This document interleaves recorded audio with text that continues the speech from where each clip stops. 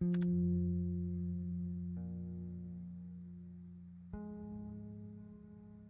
Sarah Connor, 35, successful attorney, and, well, I guess you could say I'm not exactly the poster child for family connection, but sometimes life has a way of pulling you back to your roots. But hey, that's what addicts are for, right? Digging up the past we've tried so hard to bury. It's funny how a simple cleaning task can turn into a journey through time. Sarah, remember, sometimes the past is better left in the past. You don't have to do this if it's too much. But without the past, how do we know who we are? I need to do this, Mom, for me. As I sorted through the remnants of our family history, I couldn't help but feel like an archaeologist excavating my own life. Each object a potential landmine of memory, threatening to explode my carefully constructed present. It's strange how memories can feel both distant and immediate, like echoes from another life, yet still able to touch your heart. Daddy, look, I won him at the fair. That's my girl. Always a winner.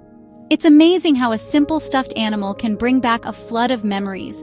Happy ones, painful ones, all tangled up together. I'd forgotten how proud Dad used to look when I achieved something, even something as small as winning a carnival game. I wonder when things changed. When did his pride in me turn to disappointment, or was it all in my head? Oh great, just perfect. Even in memory, things between us are fragile and prone to breaking. Dad's old fishing trip photo, cracked, fitting I suppose, given our relationship towards the end. We were so happy that day. What happened to us? When did we stop trying to understand each other? Mom, you okay? Mom, answer me. I'm all right, dear. Just a little accident. It's okay, Mom. We'll sort this out together. Are you hurt? No, I'm fine. Just a bit shaken. These old hands aren't as steady as they used to be. Sarah, thank you. I was so worried about these plates. They were your grandmother's, you know. Here, let me help you up. We can salvage some of these pieces, I think.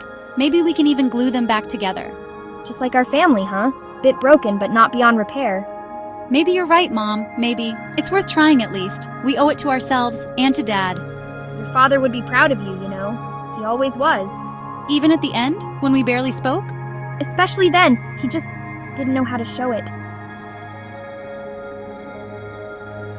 And then I found it. Dad's old flip phone. It was like finding a time capsule, a direct link to the past. On a whim, I plugged it in, half expecting it to be dead after all these years. I held my breath as the screen lit up. It felt like opening Pandora's box. What secrets had Dad left behind? What the... unsent voicemails? But this one's dated after Dad died. How is that even possible, Mom? Did you know about this? Dad never wanted me to hear these, but why now? Why like this? Part of me wanted to respect his privacy, even now. But another part, God, I just wanted to hear his voice again, to understand. Sarah, dinner's ready. Just a minute. I need to do this. And just like that, I was faced with a choice. Dig deeper into the past or try to move forward.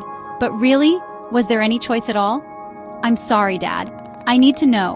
I need to understand. Sarah, it's Dad. I know we haven't spoken in a while, but...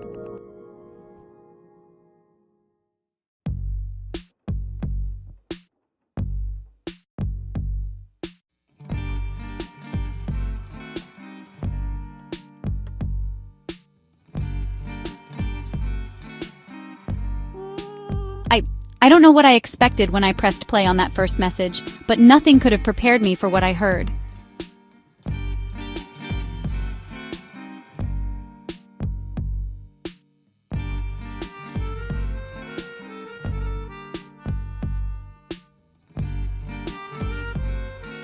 Sarah, I don't know how to say this, but I need to explain why I've been so distant.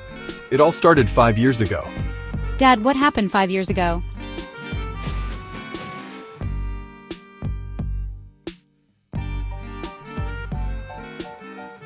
You never have time for us anymore. It's like you don't even care. Sarah, please, you don't understand. You're right, I don't, and I'm done trying.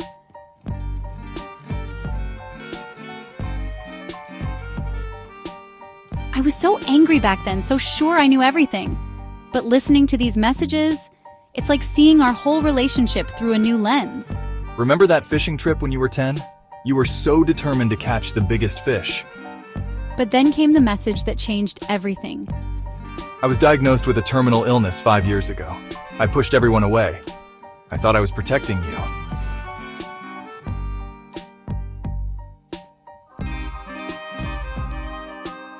No, that can't be. Why didn't you tell us, Dad? I could have. Sarah, are you okay? You missed dinner. I'm fine, Rachel. Just give me a minute. You've been up here for hours. What's good? Is that Dad's old phone? I found it in the attic. There are messages. And you're listening to them? Without telling us? That's so typical, Sarah. Always thinking only of yourself. You have no idea what I've just learned. Dad was sick, Rachel, for years. What? No, that's impossible. He would have told us. Would he? We barely spoke to him those last few years. Any of us. In that moment, I realized that these messages weren't just changing my understanding of Dad. They were holding up a mirror to our entire family, and I wasn't sure I was ready to face what I saw.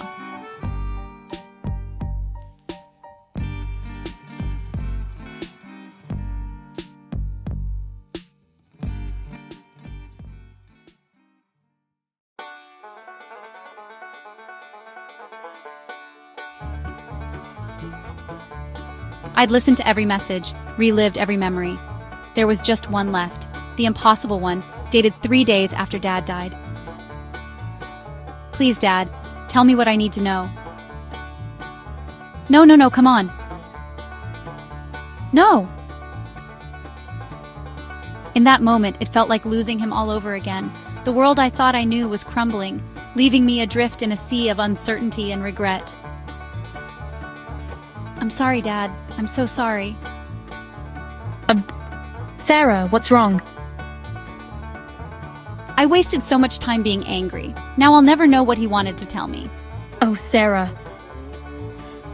Girls, what's happening?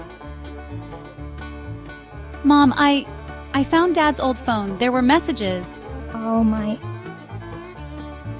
But the last one, the most important one, it's gone. I've lost him again. Sarah, honey, your father, he left something for us, for you. What? This letter. I found it in the attic earlier. I was waiting for the right moment. He wanted us to hear it together, all of us. Then let's do this, as a family. It's time we stopped running from the past. In that moment, surrounded by the ghosts of our shared memories, I realized something profound. The message itself, it was just a catalyst. Are we ready? The real message was us, here, now, finally ready to listen. To each other and to the past we'd tried so hard to forget. Whatever happens, that we face it together. Always, sweetheart. We're right here with you, sis.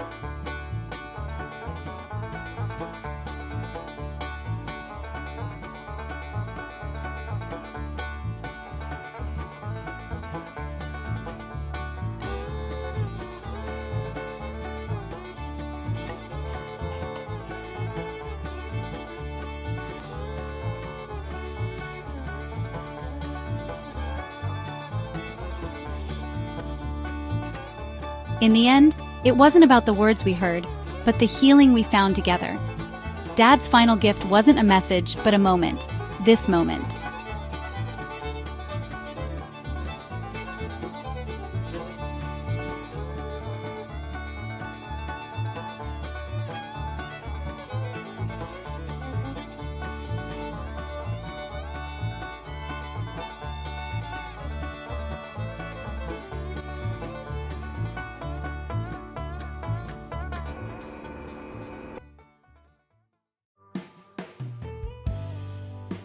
I never thought a simple voicemail could change everything. But as Mom, Rachel, and I huddled around that old phone, I realized it already had. The weight of unspoken words hung heavy in the air.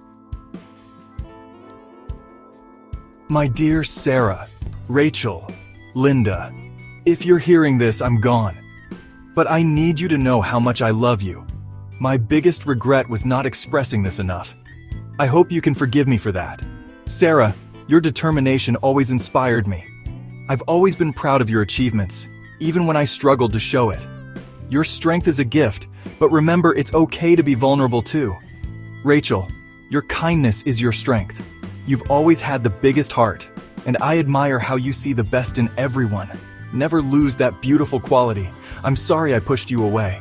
I thought I was protecting you, but I realize now that we needed each other more than ever. In that moment, I felt years of misunderstanding and resentment melt away.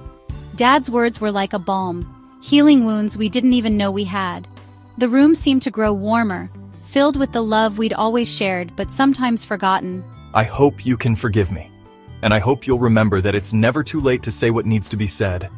I love you all, always. Linda, my love, you've been my rock through everything. I couldn't have asked for a better partner in life. Oh, John. He loved us so much. And we loved him, we just forgot how to show it.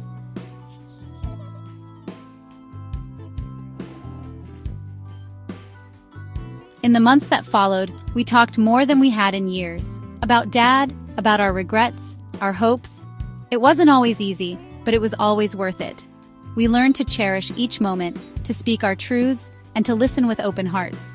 Sarah, honey, could you call your sister? Dinner's almost ready. Sure, Mom. It's funny how life works sometimes. Dad's unsent messages taught us the importance of speaking our truth, of not leaving things unsaid. We learned to cherish every moment, every conversation, no matter how small. You won't believe what happened at work today. Now, we make sure to say the important things. The I love yous, the I'm sorries, the thank yous. We've learned that every word, every gesture carries weight. And in honoring Dad's memory, we found a new way to live. So tell me about your day, because we understand now, perhaps better than most, that the most precious messages are the ones we don't leave unsent. Every day, we honor Dad's memory by living fully, loving openly, and never taking each other for granted.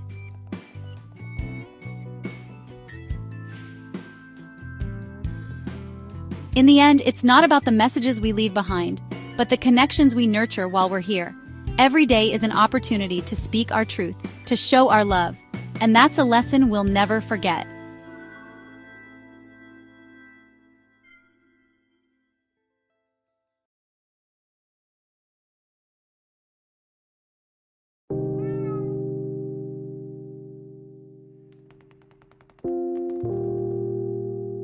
I'm Whiskers, just a regular cat trying to make ends meet. My partner Mittens and we've got these adorable kittens, you see. But times are tough, and our food bowl's been empty more often than not. We knew we had to do something, anything, to feed our little ones. So we put our paws to work. First, we tried selling catnip-scented paw print art. Then, believe it or not, we became cat acrobats in the local park. We even started a late-night howling choir. The neighbors loved that one. It was exhausting, but we kept at it day and night. And then, one day, we realized we'd done it. Our kittens would never go hungry again. We may be odd, but we're a family. Meow, meow, meow.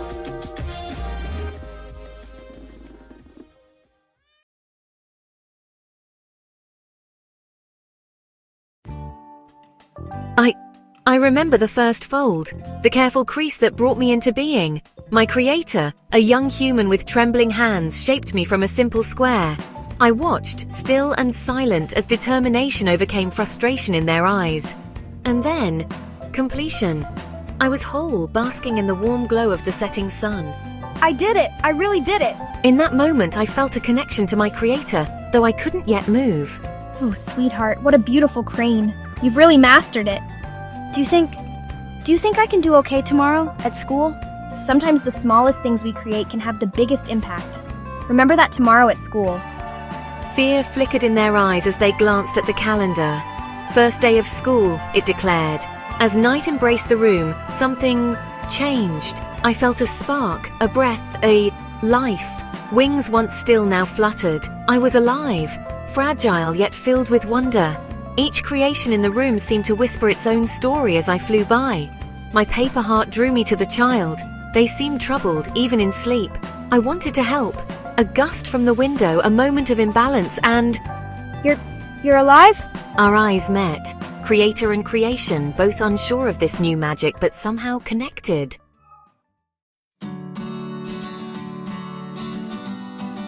I I fluttered closer, my paper wings whispering in the night air. Are you really alive, or am I dreaming? I wasn't sure myself, but as I perched on their warm finger, I knew I wanted to stay near them, to protect them somehow. You're so light, like a feather made of dreams.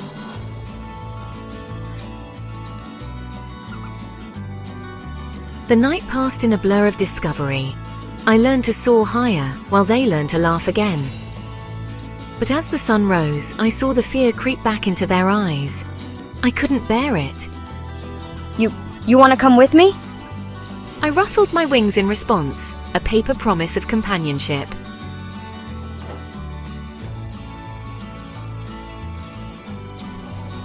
The school was a cacophony of sights and sounds, overwhelming even from my hidden vantage point.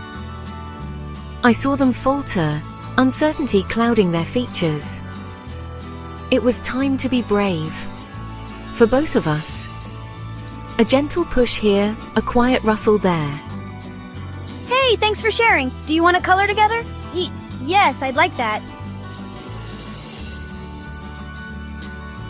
As they began to draw, I felt a warmth spreading through my paper heart. With each passing moment, I saw my friend grow. Their smile, once shy, now shone like the sun that had brought me to life.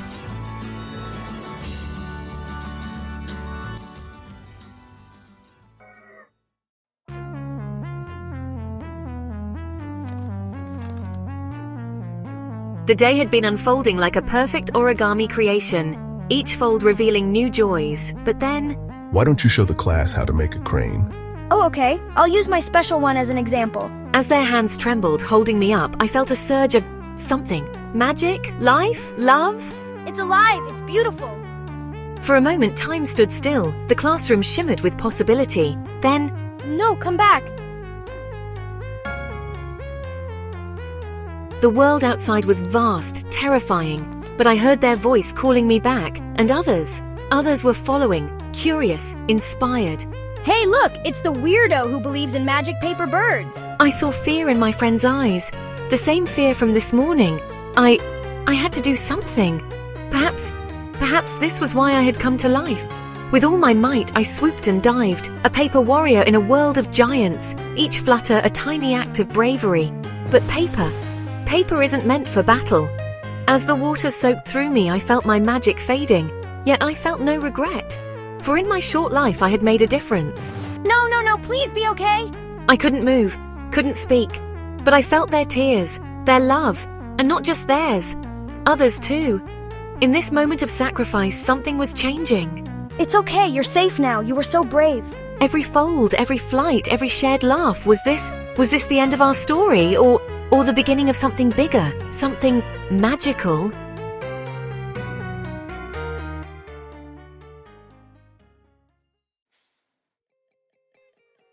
I felt warmth, not the sun, but hands. Many hands reshaping me with care and hope.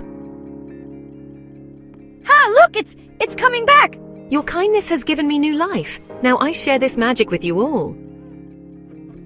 Thank you for everything. The world around us transformed. A menagerie of paper wonders, each one a testament to imagination and friendship. Our adventure came full circle. The room, once lonely, now filled with new friends. Each fold, a memory of connection. As for me, I'll always be here watching over my friend, because sometimes the smallest things we create can have the biggest impact of all.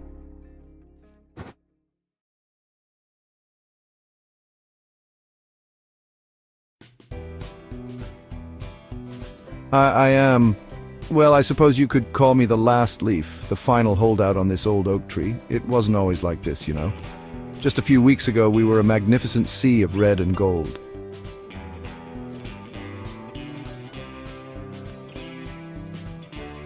But one by one, my friends let go, dancing on the autumn breeze. Oh, that gust nearly got me. I'm not ready yet, or am I?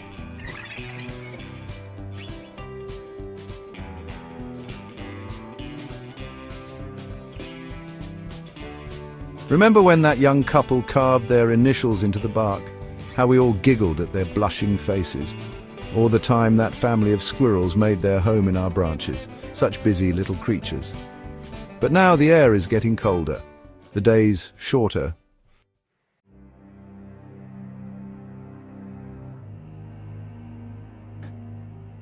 I can feel the tree preparing for its winter sleep. Perhaps it's time for a new perspective, to nourish the earth below. But oh, it's scary to let go of all I've known. What if I'm not ready? What if I can't do what comes next? No, I mustn't think like that. Change is part of life, isn't it? Yes, I think I'm ready now. Goodbye, old friend. Thank you for everything. Oh, what a view. So this is what flying feels like. The world looks so different from down here. So vast, yet so interconnected. I'm not ending, am I? I'm just changing, becoming part of something bigger.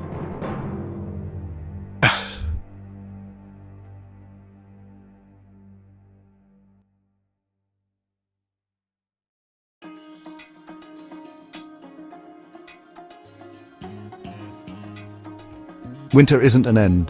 It's a pause, a rest before new life springs forth, and I'll be here, nurturing that new life from below. My journey doesn't end here. It's just beginning in a new form. Who knows what adventures await me now?